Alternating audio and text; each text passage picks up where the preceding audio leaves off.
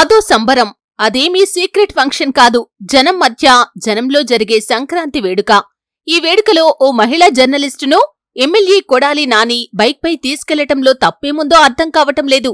ఇదేమీ సీక్రెట్ కెమెరాతోనో రహస్యంగా తీసిందో సీసీ కెమెరాలో రికార్డైన వీడియోనో కాదు. బహిరంగంగా అందరి ముందు జరిగింది. ఆ మహిళా జర్నలిస్ట్ ఏమీ అసభ్యకరంగా ఏమీ కూర్చోలేదు.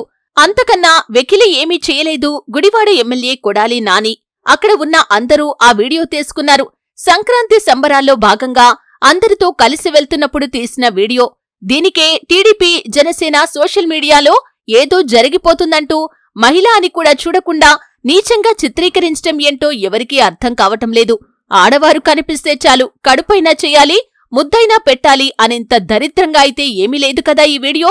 ఎన్నికలు దగ్గర పడుతుండటంతో టీడీపీ జనసేన పార్టీ వాటి అనుకూల సోషల్ మీడియా విచ్చలవిడిగా వికృతంగా రెచ్చిపోతుంది. ఈ రెండు పార్టీల సోషల్ మీడియా కార్యకర్తలు, అనుకూలమైన వ్యక్తులు ఒక మహిళా జర్నలిస్ట్ వ్యక్తిత్వ హననానికి పాల్పడే స్థాయికి దిగజారారు.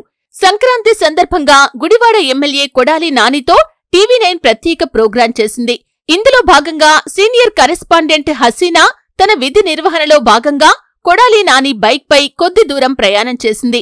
ఆ ఒక్క సందర్భాన్ని పట్టుకుని సోషల్ మీడియాలో ఆమెపై విపరీతమైన దుష్ప్రచారం చేశారు. మహిళా జర్నలిస్ట్ అన్న ఆలోచన కూడా లేకుండా హసీనాపై దారుణమైన, అసభ్యకరమైన పోస్టులు పెట్టి పైశాచిక ఆనందం పొందారు. ఒక రాజకీయ నాయకుడో లేక మరో వ్యక్తితో ప్రోగ్రాం చేస్తున్నప్పుడు విధి నిర్వహణలో భాగంగా ఒక మహిళా జర్నలిస్ట్ బైక్పై ఎక్కితే నీచమైన కామెంట్లు చేయటానికి చేతులు, నోళ్లు ఎలా వచ్చాయి అనేది మహిళా లోకం ప్రశ్నిస్తుంది. ఇలాంటి కార్యక్రమాలు మీడియాలో కొత్తేమీ కాదు. మహిళా జర్నలిస్ట్ అన్న సంగతి మర్చిపోయి వ్యక్తిత్వ హననానికి పాల్పడటం అనేది ఇప్పుడు చర్చనీయాంశమైంది. ప్రోగ్రాంలో భాగంగా అలా చేస్తే దాన్ని కూడా వక్రీకరించి ఆమెను మోరల్గా దెబ్బతీసేయాలని ప్రయత్నం చేయటం భావ్యమా అనేది టీడీపీ జనసేన పార్టీ అధినేతలైన చంద్రబాబు, పవన్ కళ్యాణ్ ఆలోచించుకోవాల్సిన సమయం ఆసన్నమైంది. హసీనా ప్లేస్లో వాళ్ల సామాజిక వర్గానికి చెందిన జర్నలిస్టు ఉంటే ఇలా చేస్తారా? వాళ్ల చుట్టాలు, బంధువులు అయితే ఇలా ఆడిపోసుకుంటారా? ఇంత నీచంగా ట్రోల్ చేస్తారా?